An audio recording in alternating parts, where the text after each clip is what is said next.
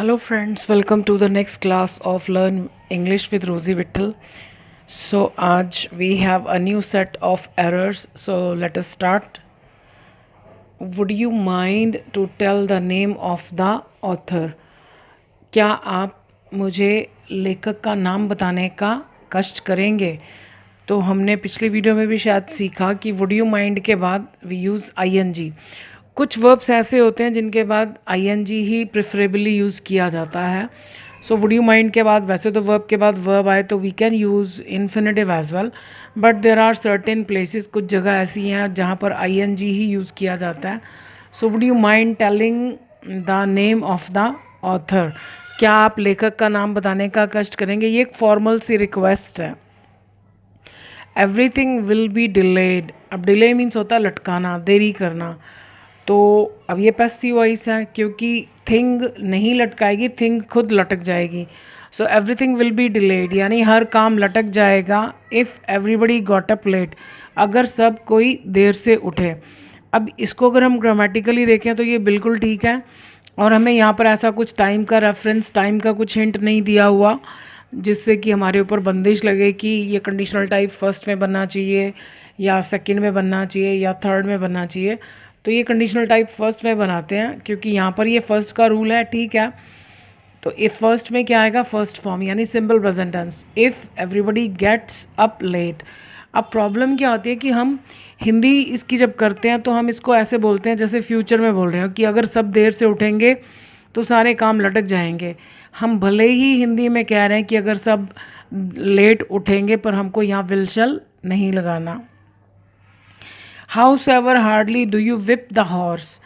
चाहे आप कितना ही ज़ोर से घोड़े को चाबुक लगाएं। हार्ड मतलब जब हम किसी चीज़ में बहुत परिश्रम करके कोई काम करते हैं तो वहाँ पर हार्ड आता है, हार्डली कभी भी नहीं आता।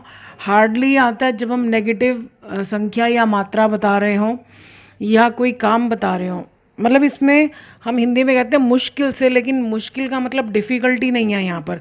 जैसे हम कहते हैं मेरे पास मुश्किल से 50 रुपये हैं, यानी 50 रुपये भी शायद पूरे नहीं होंगे। तो I have hardly 50 rupees with me. मैं यहाँ शायद ही किसी को जानता हूँ। I hardly no anybody in this area. So hardly जब मुश्किल से के लिए यूज़ होता है तो उसका मतलब सचमुच की मुश्किलें नहीं होता, नेगेटिव सेंस में कि मुश्किल से 2 घंटे यानी 2 घंटे भी पूरे नहीं। तो जब यहाँ पर हम उस सेंस में बात ही नहीं कर रहे, तो यहाँ पर हम कह रहे हैं कि आप कितना भी परिश्रम कर लो, कितना भी ज़ोर लगा लो। तो जब ज़ोर लगाने की बात आती है तो we use hard. However hard, इसके बाद क्वेश्चन नहीं होता। चाहे कितना भी ज़ोर से तुम घोड़े को चाबुक मारो। विप का मतलब होता है चाबुक मारना। विप का मतलब फेंटना भी होता है। जैसे हम कोई बैटर, जैसे कोई लोग अंडा खाते हैं तो ऑमलेट बनाने के लिए अंडे को पहले विप किया जाता है यानी फेंटा जाता है। सो हाउस एवर हार्ड डू नहीं आएगा, यू विप द हॉर्स। आप भले ही घोड़े को कितनी भी तेज़ मतलब कितनी भी ज़ोर से चाबुक लगा लो, इट विल कंटिन्यू टू जिब। जिब होता है जैसे चलने से मना करना, जैसे अड़ जाना कह सकते हो। रिफ्यूज़ टू मूव, तो वो अड़ा ही रहेगा। कंटिन्यू मतलब जारी रखना, तो वो अड़ा रहेगा चाहे आप उसको कितना भी चाबुक क्यों ना मार लो। द फ्यू बुक्स, फ्यू और लिटिल के आगे जब भी द आएगा ना, वो कभी भी एक सिंपल सेंटेंस नहीं होगा। आपको पहले यहाँ ब्रेक देना होगा, इसके बारे में बताना होगा कि कौन सी बुक्स। वैसे तो हमारा पहले मैं आपको इसी के बारे में बताती हूँ।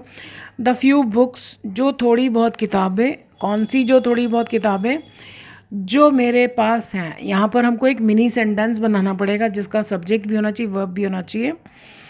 अब द फ्यू द लिटिल के साथ हम विच नहीं यूज़ करते, दैट यूज़ करते हैं। The few books that I have. अब हमने क्या करा, दो बार सब्जेक्ट लगा दिया। कायदे से सेंटेंस कैसे शुरू होता है? सब्जेक्ट आता है, सब्जेक्ट के बाद वर्ब आता है। लेकिन अगर आपको सब्जेक्ट के बारे में कुछ बताना है तो उसका वर्ब थोड़ा सा आगे खिसक जाता है। तो ये हमने बीच में इसके बारे में बताया कि जो मेरे पास है। तो जब ये ख़त्म हो गया तो इसका आगे वाला हिस्सा आर, यहाँ पर दे नहीं लगाना। अगर हम इसको हटा दें बीच वाले को ये तो हमने इसके बारे में बताने के लिए लिखा ना। तो ये सेंटेंस बनेगा the few books they are not mine. हम बुक्स भी कह रहे हैं और दे भी कह रहे हैं, जो कि गलत है, तो दे नहीं आना चाहिए। और इस वर्ब को हमेशा इस सब्जेक्ट के अकॉर्डिंग लगाना चाहिए। और कुछ स्टूडेंट्स कंफ्यूज हो जाते हैं हैव और आर इकट्ठा कैसे आ गया, इन दोनों का आपस में कोई संबंध नहीं है, ये इसके साथ है। तो यहाँ पर दैट आएगा, the few books that I have are not mine, मेरी नहीं है। माइन का मतलब होता है कि मेरी कोई चीज़, मेरा कोई संबंध किसी व्यक्ति से या किसी वस्तु से। लेकिन हमने माई क्यों नहीं लिखा, क्योंकि अगर हम माई लिखेंगे तो फिर हमें बुक्स दोबारा लिखना पड़ेगा, जिसकी की ज़रूरत नहीं है। तो माइन का मतलब होता है माई प्लस कोई चीज़ जिसका जिक्र इस सेंटेंस में ऑलरेडी हो चुका है। तो बुक्स की बात हो रही है, जो थोड़ी बहुत किताबें मेरे पास हैं वो मेरी नहीं है। तो मेरी किसके लिए कह रहा है, बुक्स के लिए कह रहा है। तो यहाँ पर हम माइन लिखेंगे। ये क्या है, प्रोनाउन। प्रोनाउन क्या होता है, जो नाउन का नामो निशान मिटा देता है, उसकी जगह आ जाता है। सो यहाँ पर माइन आएगा। जो माई है वो प्रोनाउन नहीं है, क्योंकि माई अकेला नहीं आ सकता, माई को साथ में बुक्स चाहिए, तो वो पोजेसिव एडजेक्टिव है my. So the few books that I have are not mine. ये द फ्यू क्या है, ये भी एडजेक्टिव है। डिटर्मिनर्स में भी आता है। जो भी चीज़ नाउन की संख्या मात्रा बताते हैं वो सारे डिटर्मिनर्स भी कहलाते हैं, एडजेक्टिव्स तो हैं ही। But for the clown, clown means होता है जोकर। तो बट फॉर का मीनिंग हमेशा नेगेटिव होता है। यदि जोकर नहीं होता, the circus show would be monotonous. Monotonous होता है बोरिंग, बोझिल, अनएक्साइटिंग, मतलब जिसमें कुछ नया ना नहीं है, इसलिए वो बोरिंग हो गया। अब ये कंडीशनल टाइप थर्ड है, तो यहाँ पर भी पास्ट की बात होनी चाहिए। तो इनके बाद जब भी पास्ट की बात करनी है तो हैव लगाना ज़रूरी है। और जब हम हैव लगाएंगे तो इसकी थर्ड फॉर्म हो जाएगी, क्योंकि इसके बिना बनेगा ही नहीं। वर्ब तो ये है। So the show would have been monotonous. No matter however low the volume is.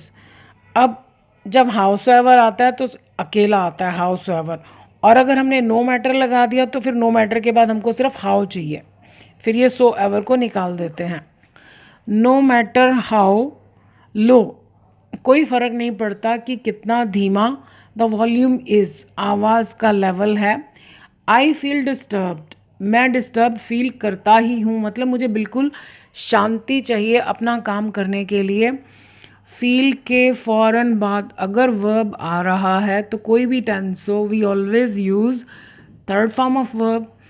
इसके फ़ौरन बाद वाला मैंने सेंटेंस फील में इसीलिए लिखा ताकि मैं आपको इन दोनों का डिफरेंस समझा सकूं। बस आप ये ध्यान रखिएगा कि फील के फ़ौरन बाद वर्ब आए तो it should be third form. जो चेंज आएगा फील में आएगा। I am feeling disturbed, I will feel disturbed, I may feel disturbed. So आप फील में जो मर्जी चेंज लाइए according to the tense, but ये इट विल रिमेन अनचेंज्ड, इसमें कोई चेंज नहीं आएगा। तो यहाँ पर नो मैटर हाउ आएगा। आई was so exhausted, exhausted means tired, मैं इतना ज़्यादा थका हुआ था। अब कई बार क्या करते हैं स्टूडेंट, सो लगाकर एग्जॉस्टेड पर सेंटेंस खत्म हो जाता है। She is so beautiful full stop, I was so late full stop, I am so hungry full stop.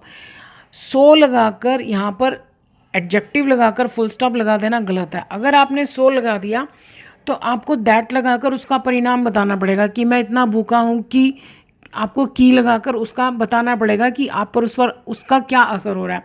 अगर आप ऐसा कुछ नहीं बता रहे तो सो मत लगाइए, आप सीधे सीधे को I am very exhausted. So I was so exhausted, मैं इतना ज़्यादा थका हुआ था। That I did not feel like, अब आप देखो ऊपर सिर्फ फील था, जब फील लाइक इकट्ठा आता है तो ये लाइक जो है ये प्रपोजिशन की तरह है। जैसे कोई हमसे पूछता है आपकी हॉबीज़ क्या है, तो हम कहते हैं I have many hobbies like. Like मतलब अब आप देखो लाइक के बाद हम क्या कहते हैं, लाइक रीडिंग बुक्स। हम ये नहीं कहते लाइक रीड बुक्स या लाइक टू रीड बुक्स, दोनों गलत है। तो फील लाइक में जब ये यूज़ होता है तो लाइक को प्रपोजिशन की तरह यूज़ होता है सिर्फ इसी के साथ। तो इसके बाद हमेशा आईएनजी आता है, जबकि अकेला फील आए तो उसके बाद हमेशा वर्ब की थर्ड फॉर्म आती है। वन ऑफ माई अंकल, ये वन ऑफ जब भी आएगा इसके बाद ये वाला नाउन हमेशा प्लूरल होता है, चाहे यहाँ पर 1 हो, 2 हो, 5 हो, कुछ भी हो, ये प्लूरल होता है। और जो ये वर्ब होता है ये इसके अकॉर्डिंग होता है। अगर यहाँ पर 1 की बात हो रही है तो हैज़, 2 की बात हो रही है तो हैव, नन एक भी नहीं तो तब भी हैज़ आएगा। So one of my uncles has gone to America umpteen times. Umpteen times का मतलब होता है मैनी टाइम्स। अब प्रेजेंट परफेक्ट टेंस में जब भी हम गो शब्द का यूज़ करते हैं तो इसका मतलब होता है कि ये व्यक्ति अभी यहीं पर है, यहाँ से वापस नहीं आया है। ये केवल इसी टेंस में प्रॉब्लम होती है। तो जब भी आपके कहने का मतलब हो कि वो व्यक्ति वहाँ से होकर आ चुका है तो आप गॉन की जगह हमेशा बीन को वर्ब लगाएंगे। So one of my uncles has been to America umpteen times. अगर बीन के बाद जगह का नाम दिया है तो टू आएगा, अगर बीन के बाद जगह का नाम नहीं दिया तो टू नहीं आएगा। जैसे हमें कोई कहता है चलो वहाँ चलते हैं तो हम कहते हैं नहीं, हम तो वहाँ बहुत बार गए हुए हैं। So we have been there, अब देयर किसी जगह का नाम नहीं है। So we have been there umpteen times, तो यहाँ पर बीन आएगा और यहाँ पर अंकल्स आएगा। In childhood she would have फ्रिजी hairs. फ्रिजी होता है बहुत ज़्यादा टाइट कर्ल्स, मतलब घुंघराले लेकिन बहुत कड़े घुंघराले, बहुत ज़्यादा घुंघराले, मतलब सॉफ्ट नहीं, हार्ड वाले घुंघराले। इन चाइल्डहुड बचपन में शी वुड हैव, ये वुड यूज्ड टू की तरह भी यूज़ होता है। She would have फ्रिजी hairs. सिर के पूरे बालों की बात हो रही है तो हेयर्स नहीं होता, हेयर। उसके बाल बहुत ज़्यादा टाइटली घुंघराले हुआ करते थे, तो यहाँ पर हेयर आना चाहिए। Few months back she was in Spain. ये मैंने बहुत देखा स्टूडेंट्स को यूज़ करते हुए कि कुछ महीने पहले वो स्पेन में थी। फ्यू का मतलब होता है ना के बराबर।